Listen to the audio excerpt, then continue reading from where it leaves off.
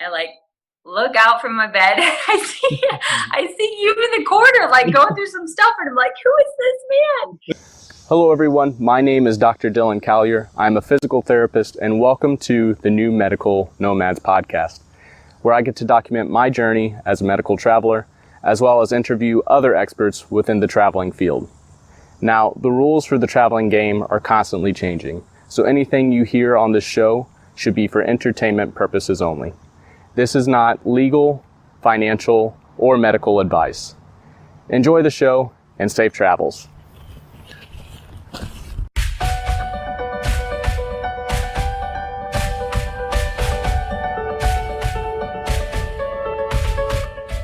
Hello, everyone, and welcome to another episode of the New Medical Nomads podcast. Today, we are going to talk about TravCon and the Travelers Conference with my guest, Ashley Lemanski. Ashley, how are you? Hey, I'm good, Dylan. How are you? I'm good. So we were talking a little bit before the show, but just letting the listeners know where you're coming from. You're kind of in between a car ride right now. Where are you coming from? Where are you headed? What are you doing right now? Oh, right. So I was coming from my parents' house in Kentucky, and I drove to my apartment in Cookeville, Tennessee, which is where my assignment is. I am about halfway through my third assignment as a traveler. Whoop, whoop. And so, yeah, I'm just sitting in my fun little apartment in Tennessee talking to you. And so you are a traveling occupational therapist assistant. And yes. You are on your third assignment now? Third assignment, going strong. Did you say this was the first time you've lived on your own? Yeah. Okay. So when I was in college, I always lived with friends. And then my first two assignments, I lived with friends as well. And then with this assignment, I got a studio apartment. I've got my own space, and I love it. I absolutely love it. It's going to be hard to go back to living with people if I do it. I can imagine. Yeah. So the reason that we are here today is talk about the Travelers Conference. The Travelers Conference, or TravCon, is an annual conference for medical travelers. And they initially started it, this was the 10th annual, so the 10th year that they've been doing it. Initially started it to kind of gather all these different travelers, all these different medical professions, teach them some stuff on payment negotiations and tax things, and just educate. And then also they bring in a lot of vendors, so a lot of recruitment companies, for you to get some one-on-one interaction with them, to talk to them, get face to face. And then they also pretty much sponsor the conference. It's pretty high dollar for them to attend, which makes it great for us as attendees because it's super cheap for us. I kind of went through like the cost for it, and I think it was like just a little over $200 for my plane ticket, which was the most. For 5 days, 4 nights, it was like a little over $200 for the stay, splitting it with one roommate. And then the conference actually only costs like $150, and that was with the additional Newbie boot camp that we took together. Yep. But that's a little bit of the background. How did you hear about the conference? So in 2016, before I started to travel, I kept up with Laura from Nomadicare, and she did all of her wonderful webinars, and then she mentioned TravCon a little bit. I was unable to make it for 2016, so once 2017 rolled around and they started talking about it, I was actually down in Texas, and I had no idea where I was going to be. So I went ahead and I booked the room. I got the conference ticket, and I was like, okay, I'll just get my plane ticket when I get to wherever. But anyways, I made it a priority so that way I could go. But yeah, I found out through Laura because she's a goddess. Yeah, and I had actually, this was when I had bumped into Dr. Kelly Berg for the first time, and she told me like, no, you got to do this. And she told me a little bit about the conference, but she was just like, trust me, just, go for it. Just do the investment. So I did it. She's very persuasive and kind of intimidating at times, so I listened to her. Love you, Kelly. So Kelly was actually the one that pretty much organized the whole thing for me. She already had a room set up, and then I believe you guys got in contact somehow. And so we were roommates for just a small portion. But because you came in very late on that first night. Can you walk us through like that first night coming in and then leading up into the first day?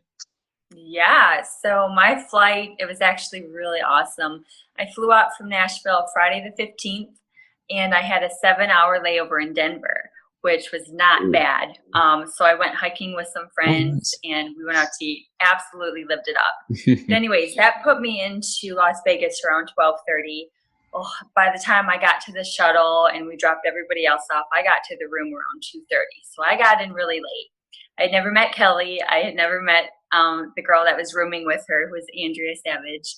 So I come in late, hop in the shower, and I'm like tiptoeing around trying to be quiet, crawling in bed like nobody woke up.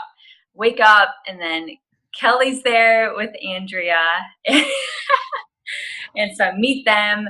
Kelly leaves, and then Andrea leaves, and I go back to bed. Okay, sleeping for a few hours. I hear some movement in the room. I'm like, okay, Andrea must be back. I knew Kelly was going to be gone all day, so I figured it was Andrea. I like look out from my bed. I see you in the corner, like going through some stuff, and I'm like, who is this man? But what's so funny is I've watched some of your podcasts. Once you turn around, I was like, I know who that is. And so that was my experience getting into Las Vegas and leading into the first day. So a little bit from my side, Callie had told me that the other two roommates were aware that a dude was going to be staying there. But when I walked in, I didn't know if anybody was there. Walked in, and you're smaller, so I couldn't tell if you were there at first in the bed. So I was kind of like trying to look, and I was like, yeah, there's definitely a person. So I was like real quiet coming in and trying to make a decision of, do I wake her? Would she freak out and like hit me, or do? Yes. So I ended up just kind of posting far in the corner, like where I was visible, and kind of making a little bit of noise and going through some stuff. And then that's when you woke up. I think you're like, oh my gosh, there's a boy in the room. That was so funny. So yes, that's how Dylan and I met. So that was fun, and then we hit it off. Then Andrea came in a little bit later. We went and got some coffee. And then that night, there wasn't any lectures, but there was some outings that we went to. And so as a listener, if you are new to the conference or planning on attending, if you want to take advantage of everything that's going on in the conference, I would plan for very little sleep. The vendors, not only do they give a lot of cash in order to make it cheap on us to attend, but they also have sponsored events outside of the conference. And so that first night we went to like dinner was provided for us, drinks. And then after that, there was another event, which was just like drinks. So a lot of, the Vegas lifestyle partying going on. You can choose to go out, or you can choose to stay in, whichever you like. I know there tends to be like two groups, one group that really kind of flourishes around that. And then another group that maybe when they're choosing roommates, they're like, well, I don't want any like late night people coming in or have to worry about that. So if you're looking into that and trying to make connections, I would consider that as one of the options you would look for if you're trying to find a roommate. Yes, that is a really good point. That's an awesome point. But yeah, we were up pretty late that night, and then the lecture started the next day with the Newbie boot camp, which is, what did it run from? Like 10 a.m. to 5 p.m.? Yeah. And it was a series of lectures just dedicated to persons who were starting traveling or hadn't taken their first travel contract, really just for the new person. So somebody who's been only traveling for a year or two. Yes. What did you think about the first day, the first day of lectures?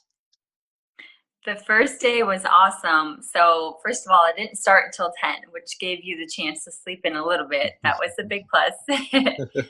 And I feel like they really did a good job at encompassing the whole aspect of travel. First of all, like, where do you want to get licensed? And then starting that process, finding a good company, finding a good recruiter. And then Joe Smith ended with the tax talk. Mm-hmm. And it was just perfect because he really talked about how, how important that part is. Mm-hmm. And so just an encouragement for the listeners, I think it was awesome. I'd been traveling for a year. I think some of the people that went had been traveling for longer. And then there were a handful of people who are not traveling. So it was perfect for everybody that was involved. So day one was really, really, really good. Yeah, I'd agree. If it's your first event, I would highly recommend the Newbie Boot Camp. It costs like $45 extra to go. And it was from like 10 a.m. to 5 p.m. There was a lot of coffee. And then after that, there was like a little get together. So you got to meet a whole bunch of the other newer travelers and kind of mingle that way. Yeah. And then after that, there was, again, more sponsored events. Some of the nights are running together for me. I can't quite remember. Oh my gosh, me too. Because once you said that there was a sponsored event, I'm just thinking to myself, which one was that? Was that the night of the zip lining? I think zip lining was Sunday. Sunday, okay. Saturday was, I can't even remember. What did we do that night? But I'm pretty sure zip lining was Sunday. Okay. Yeah, because Monday we did the Margaritaville walk. Yep. So, yeah. Okay. But Saturday, who knows? I forget what we did. I remember thinking that second night, like, oh, I need to start pacing myself. So the first morning, woke up with a little bit of a headache, and then after that, I was pretty good. Yeah. Yes. Same here. For me, a lot of it was just lacking sleep. Like that first morning, I felt a little bit rough, but we stayed up until like 3:30. Yeah. But then after that, if I wasn't like feeling yucky from drinking, but I was feeling kind of tired from lack of sleep. Yes, absolutely. And then, so the next day we go in, and then the full conference is in session. So they open up the exhibit hall. They have about 100 vendors there, all related to travel. So all traveling recruiters. There's some like Kay Epislane. She's there with her Highway Hypodermics book. Laura Medicare had her booth out. Travel Tax was there, so you get to go and like ask your personal questions. And I get to talk to Joseph Smith's wife a little bit there as well, and she was super knowledgeable and super nice to reach out and help. Yes. And just bumping into people I'd met online and ask questions, and getting hugs and stuff from people that you'd connected with online. It's pretty fun. A little bit awkward at first when you meet somebody finally in person when you meet them online, but definitely a fun experience. Yes. Most of the lectures that I ended up going to were about the tax homes or about the tax side of things. Yes. But I know that you went to a couple of the other ones. Do you want to talk about those? Yeah, so I hit a ton of the tax ones as well.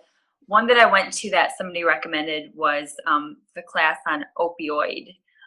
It was a little bit more geared toward nursing and kind of talking about, okay, so as nurses who give medicine and who deal with doctors, how can we help to prevent giving so many narcotics? But anyways, regardless of that, it was still super informative. She gave out some awesome statistics, well, not awesome statistics, but statistics about how many people end up getting, hooked on these opioids. And it starts off by being your average person, your average working person going in for a procedure, and then they get prescribed this medicine, and then they're hooked on it before that they know it. So it was just really eye-opening, and it was really healthy to go to that course. I did an RV course, which was really informative. I think that's a ways down the road for me. So I mean, it was still cool to hear what he had to say. And there's good and bad, with the RV life and travel. So it was cool to hear that stuff. Those are the two that I can think about in the tax. And then we ended with Z-Dog. So that was really, really interesting and fun. Yes. But yeah, these are the two that I can remember going to that really stuck out to me. Got it. And so they had like these big lecture halls that you could go to, and Joseph Smith and Travel Tax had like their own room. So you were able to go there and like listen to it. It was always in the same room if you wanted to learn about the tax side of things, that you could go there and listen to it. The exhibit hall was going during that whole time. So if you didn't find anything that you were interested in, you could go and like talk to people. And I'm sure the exhibit hall was much more open at that point. And then during the whole event, they were like, what was it, like every hour they were doing like giving out $100 for attendees. Yeah. So many like different prizes that, you know, fortunately you have to give out your information, like an email or something, but you get to sign up for like some bag. I think they had like Louis Vuitton purses or something like that. I don't know much about those, but I heard a lot of buzz around them. Yes. And then some were just cash prizes, and others were actually just freebies. So you walk by and you got a T-shirt and a bag to hold all the other goodies in, and stuff like that. I think I got like a thermos, like a protein shaker as well. Yeah, They were giving out some really, really good stuff. And then those big totes, I remember I saw everybody, I think it was Total Med or Core Med. They were giving out those big totes, and I saw that. We went to a lecture, and I was like, I gotta leave this lecture. I have to go get one of those. I got one, and I brought it home. Nice. So yeah, they had a ton of stuff to give away. So definitely pro tip, if you're going there for the first time, leave some room in your bags, or I usually just take on like a string bag for conferences, leave it empty, and then on the way back I can just stuff that full of the stuff that I want to keep. And so all my T-shirts and the thermos and stuff like that went in there. And then I only took a small little carry-on, and then my personal item was the bag. I have seen people, or heard of one girl who had packed like 7 different pairs of shoes, like just this big like check-in bag and stuff like that. I guess if you want to do that, you can, but if you want to make the trip a little bit easier on you, especially like in the morning when you're trying to pack and not wake up your roommate, pack small. Yes. And Julia had made that comment on one of the pages. She was like, hey, try to pack a little bit light so that way you have some room in your suitcases. Absolutely. Well, I didn't pay attention to that, but I put up all of my like swag inside of that big tote, and that was one of my carry-ons. So it actually kind of worked out. But yeah, that's a really good tip. Okay. Try to leave some room in your suitcase for all the goodies. Absolutely. And then, so after that, the first full day of the exhibit, then there was some events afterwards, and that's where one of the companies transported us to zipline through a party bus. We got to zipline on Fremont Street. It's basically where you're going like Superman style, like down this very busy street and kind of seeing everything. And I'm not much of a heights guy, and it really doesn't hit you until that door kind of opens. It's almost like a garage door in front of you, and it lifts down. You see everything, and then that's when it hits. You're like, oh, crap.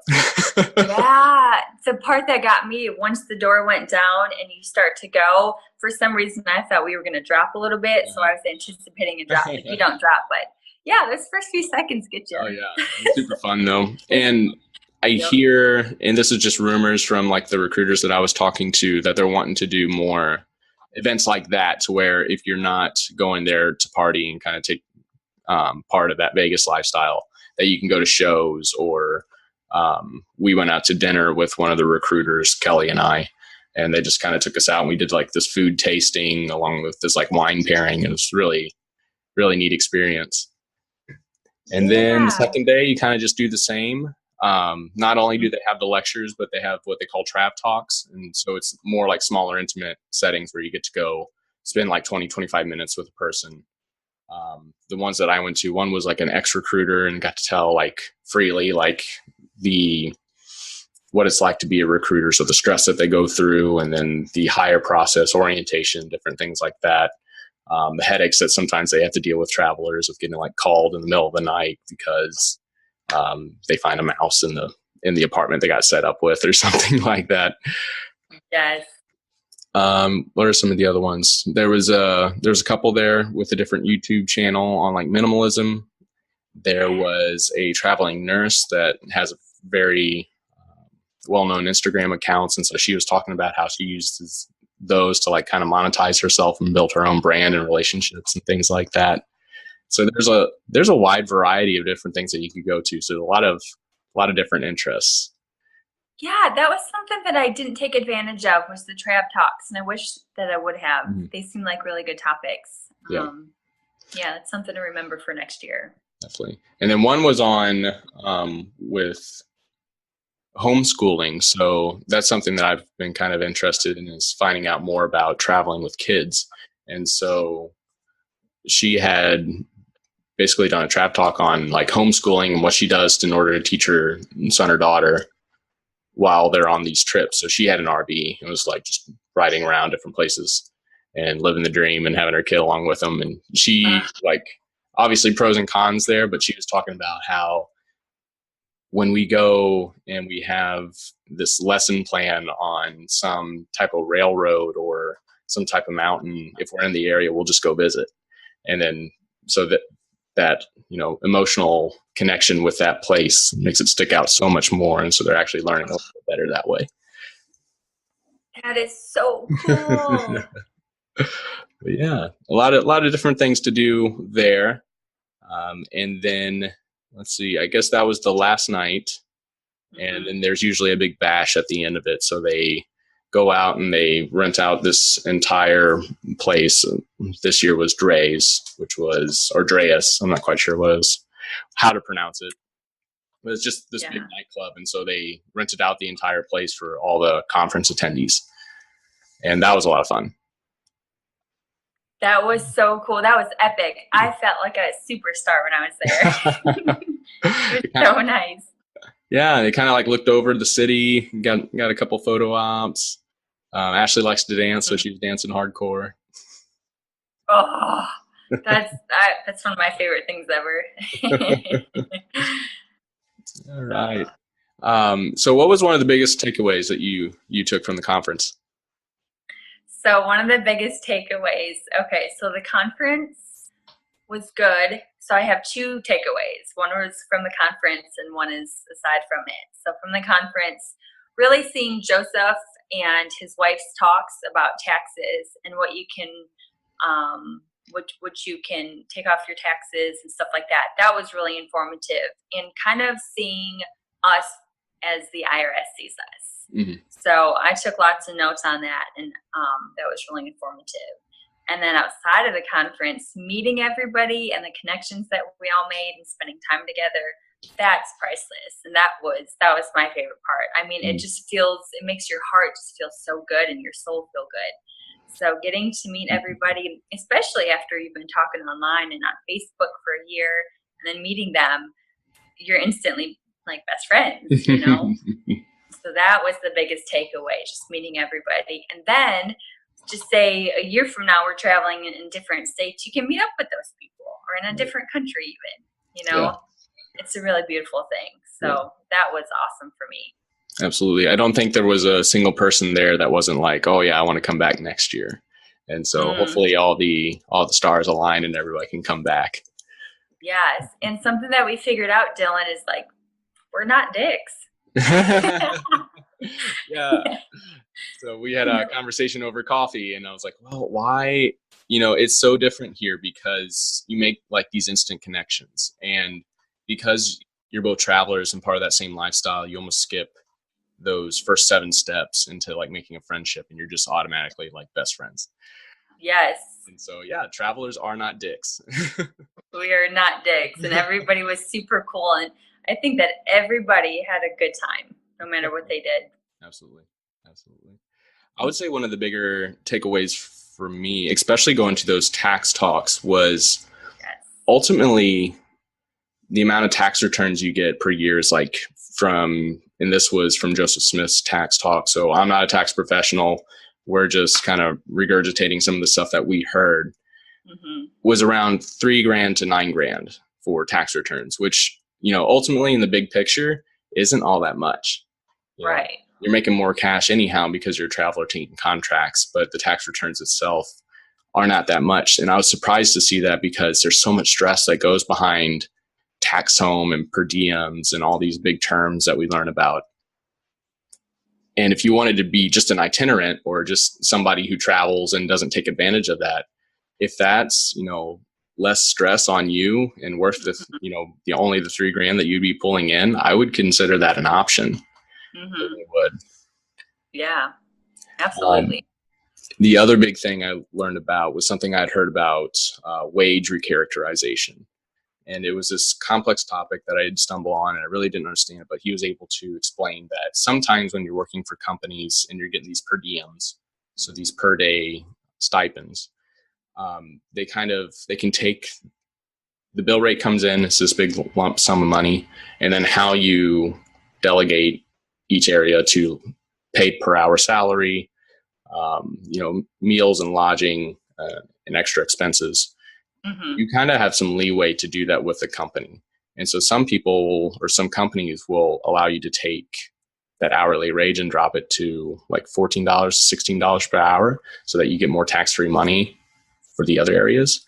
But if the IRS sees that and they're like, well, you're pulling in, $60,000 to $80,000 a year, but you're only earning like $12 to $14 per hour, what's going on here? And then they get really interested, and then you have this headache to deal with. Yes. So keeping that hourly pay high of like 20 to 22, and then there was a percentage that Joseph gave, and it was like, for the per diems, you want about 60% for lodging and about 40% for meals. So also some companies can take advantage of these meal stipends they give you. And instead of giving you meal stipends, just put it all in lodging and call it housing expenses, because it is taxed less on them as a company. And so they're incentivized to do that. Mm-hmm. But you were the one kind of taking the risk with that and can get into trouble if the IRS, gets interested. So keeping that, right, those per diems, 60% is going towards lodging, 40% is going towards meals, and then asking in that contract to kind of really make sure that's clear cut and dry so that you have documentation of it later if needed. Exactly. Everything has to be on paper for sure. Yeah, that tax stuff, that was so important. Absolutely. For sure. And then another big takeaway I had was my plans right now are to utilize my parents as my tax home.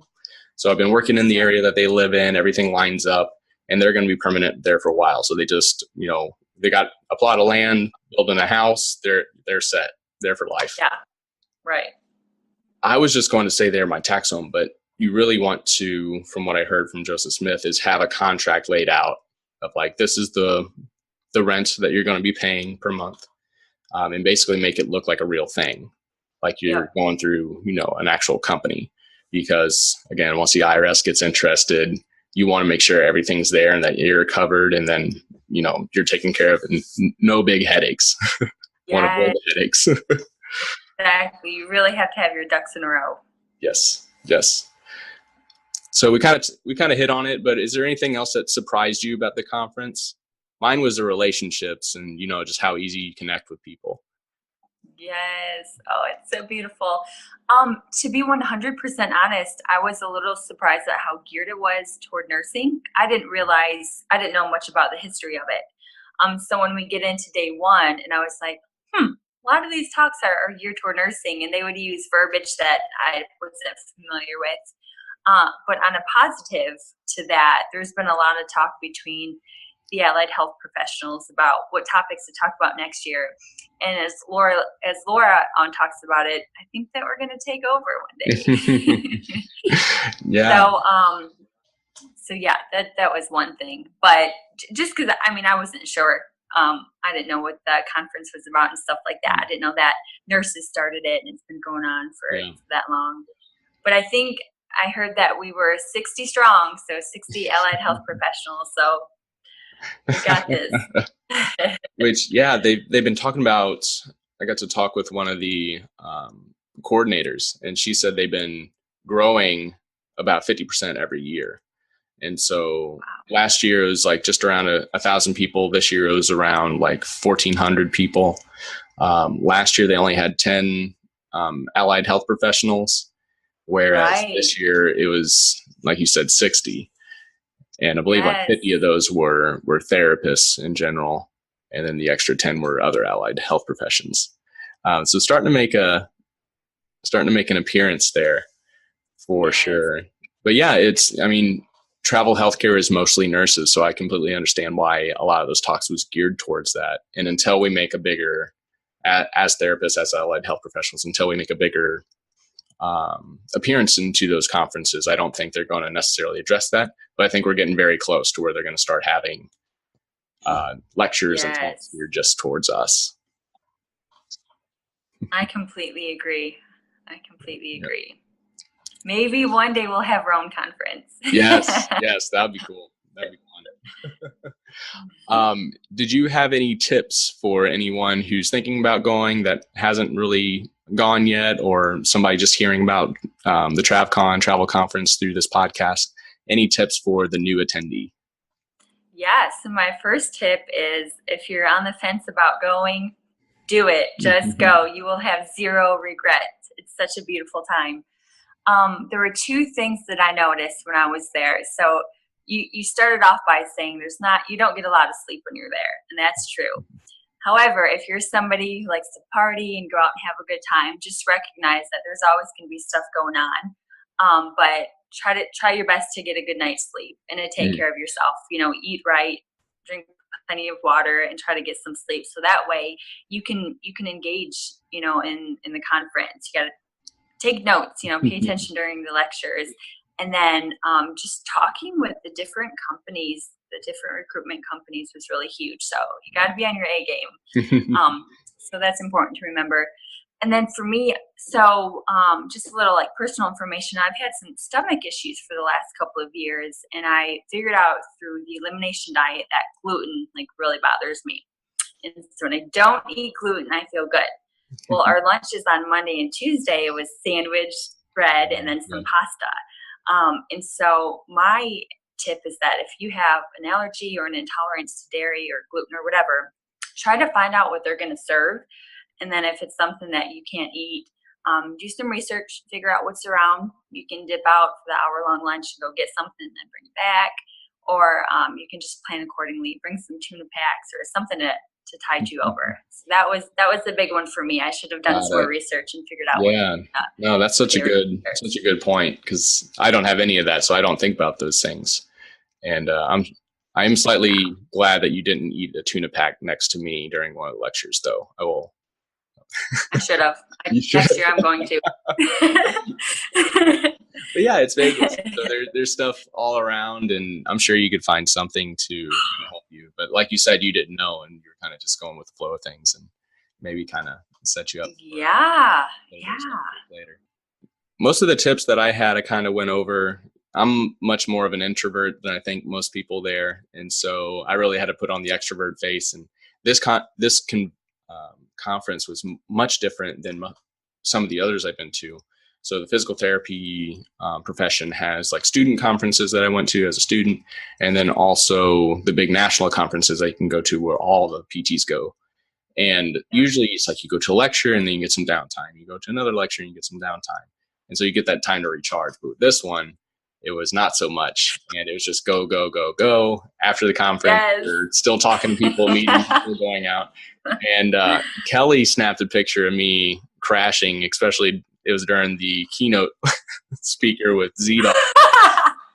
And I was out. I put my head down on my arms on my knees, and I just took a nice nap. And I showed that to my family, and they're like, "Did you get that drunk?" I was like, "No, I was just so tired from talking to people and 3 hours of sleep per night and things like that." Yeah, and that was day 3, so that was exhausting in itself. Yes, absolutely. But yeah, for the conference, I think from being to other conferences, the return on investment on this one is so much higher. Biggest cost is just getting there and then finding a place to stay. I've heard people using Airbnb. Some people were having 4 to 5 people in a room.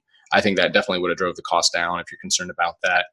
But also with all the extra events going on, I think we paid for that one coffee that we had together. Yep. And then also maybe a breakfast one morning, and then also a dinner the night before everything started. But that was it. Everything else was taken care of. Yes. I think it ended up being between $200 to $300. Very conservatively speaking, with everything else that we had gained from it. But absolutely, I'm doing a blog post about it, and so I think once I get that link, I'll put it down in the show notes for people. But in there, I break down everything that I kind of went through. but I did not include any of the drinks or anything like that of the after parties. So if you're interested in that, there's, most of the times that we went out, it was open bar. You could have whatever you want. Nothing was off limits. So yeah, definitely pace yourself because of that. But yeah, you really have to, because the drinks keep flowing. So you got to know when to say no, because it's easy to have 4 or 5 drinks in an hour. Yes, very much. Well, did you have anything else you wanted to say about the conference or about the experiences before we wrap up here? No, I think that we covered everything. I just want to reiterate how amazing it was once you get out there. I mean, we are traveling professionals. We grind, we bust our butts, and we deal with people. So we give these people services and we work hard. And so when we get together in a situation like that, we can all just unwind and relax and have a good time. And you just feel the energy. So I just want to reiterate, definitely go if you can. Well, thank you so much, Ashley. And if you guys are interested in asking Ashley any questions, you can reach out to her on the Facebook group, New Medical Nomads. I'm sure just tag her in a question if it's about occupational therapy assistance or about the conference or anything like that. She's super sweet and super willing to hand out some information. And then if you're looking for the upcoming podcast episodes, find the Facebook page, the New Medical Nomads Podcast. That's where I do all the official releases. But if you can't wait, you can find us on YouTube as well, where this video can be found, or even on iTunes. And then whatever you're listening through, if you could please show us some love, give us a like, give us a rating or something like that. It really helps us being able to promote ourselves and getting our information out to other listeners. Yes, knowledge is power, you guys. Well, thank you so much, Ashley, for coming on. You're so sweet and so kind, and I appreciate it so much. Great new friendship through TravCon. Yes. What a blessing. And thanks for thinking of me. This has been so much fun. No problem. Well, you have safe travels, and we'll talk to you soon. Sounds good. Mwah. Bye, everybody.